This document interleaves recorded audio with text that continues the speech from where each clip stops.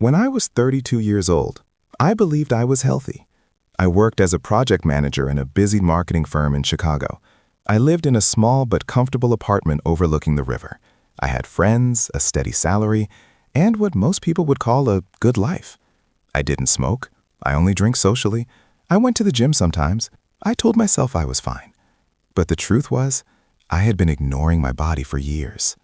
It started quietly, like most serious health problems do. I began feeling tired all the time. Not the normal kind of tired you feel after a long day. This was a deep exhaustion that sleep couldn't fix. I would wake up after 8 hours and still feel like I had barely rested. I blamed work, deadlines, stress, adult life. Then came the headaches. They were dull at first, a pressure behind my eyes. I started carrying painkillers in my bag. I drank more coffee. I told myself everyone in corporate America lived like this. But my body was trying to tell me something.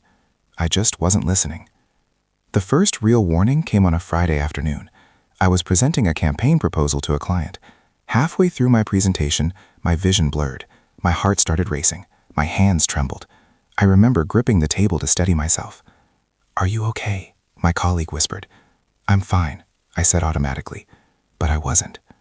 I finished the meeting somehow, but when I reached the restroom afterward, I looked in the mirror and barely recognized myself. Pale skin, dark circles, eyes that looked afraid. That night, I searched my symptoms online. Within minutes, I was convinced something was seriously wrong. Anxiety flooded my chest, and I couldn't sleep. By Monday morning, I finally scheduled a doctor's appointment. Dr. Patel was calm and patient. She listened carefully as I described the fatigue, headaches, racing heart, and occasional dizziness. She asked questions about my lifestyle, my sleep habits, and my stress levels. "Have you had blood work done recently?" she asked. "No," I admitted. "It's been years." She ordered a full panel of tests. 2 days later, she called me back into her office.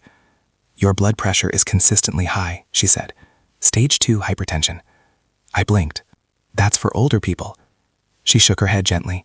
"Not anymore." She explained that chronic stress, poor sleep, processed food, and lack of regular physical activity can lead to high blood pressure, even in your early 30s. Untreated hypertension increases the risk of stroke, heart attack, kidney damage, and heart failure. It's often called the silent killer because it doesn't always show symptoms until serious damage has been done.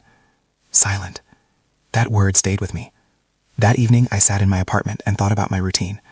I skipped breakfast most days. Lunch was usually takeout, burgers, pizza, salty soups. Dinner was whatever was easiest after a long day. I drank 3 to 4 cups of coffee daily. I slept 5 or 6 hours a night. I answered emails at midnight. I had not taken a real vacation in 2 years.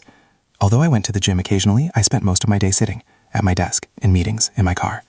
I had convinced myself that being busy meant being productive, that sacrificing sleep meant being ambitious, that stress was just part of success. But my body had been collecting the cost. Dr. Patel prescribed medication to help lower my blood pressure. She also gave me something more powerful than pills. A warning. "If you don't change your lifestyle," she said, "the medication alone won't protect you forever." For the first time, I imagined something happening to me. A stroke at 40, a heart attack at 45, being unable to work, losing my independence, dying earlier than I should.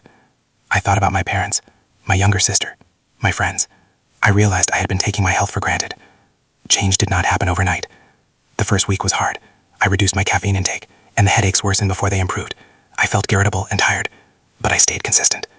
I started cooking simple meals, grilled chicken, vegetables, brown rice. I learned how much salt was hidden in processed food. It shocked me. I began walking every evening, just 20 minutes at first. No music, no phone calls, just walking. The silence was uncomfortable. Without constant noise, I could hear my thoughts clearly, and my thoughts were anxious. I worried about deadlines, performance reviews, money, and relationships. I realized stress wasn't just in my schedule. It was in my mind. At Dr. Patel's suggestion, I started therapy. At first, I resisted. I told myself therapy was for people with serious mental health problems, but hypertension was serious. In therapy, I discovered that I was constantly trying to prove my worth. Growing up, I had been praised for achievements, grades, awards, productivity. Somewhere along the way, I started believing I was only valuable when I was performing. Rest felt like failure. Saying no felt selfish. My body had been screaming for boundaries. I had ignored it. 3 months into my new routine, I felt better. My blood pressure had dropped slightly. I had lost weight. I slept 7 hours most nights. Then a major project hit at work. Late nights returned. Fast food crept back into my diet. Walks were skipped. Within 2 weeks, my headaches returned.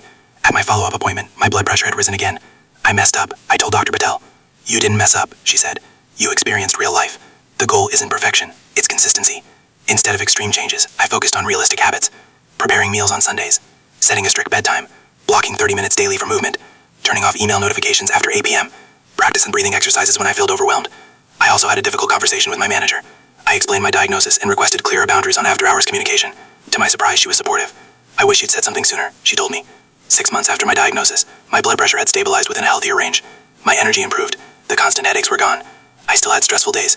I still felt anxious sometimes. But I no longer ignored my body's signals. I had learned to pause, to breathe, to listen. Health is not just about avoiding illness. It is about awareness. Your body whispers before it screams. Fatigue is information. Headaches are information. Anxiety is information. Ignoring them doesn't make you strong. It makes you vulnerable. I used to believe success required self-sacrifice. Now I understand something different. You cannot build a meaningful life on a collapsing foundation. Your heart, your mind, your nervous system, they are not machines. They are living systems that require care. On the 1-year anniversary of my diagnosis, I went for a long walk by the river. The city looked the same, but I felt different. I felt present, grateful, stronger. Not because I worked harder, but because I learned to slow down. Hypertension may always be something I manage, but it no longer controls me. Silence nearly cost me my future. Listening gave it back.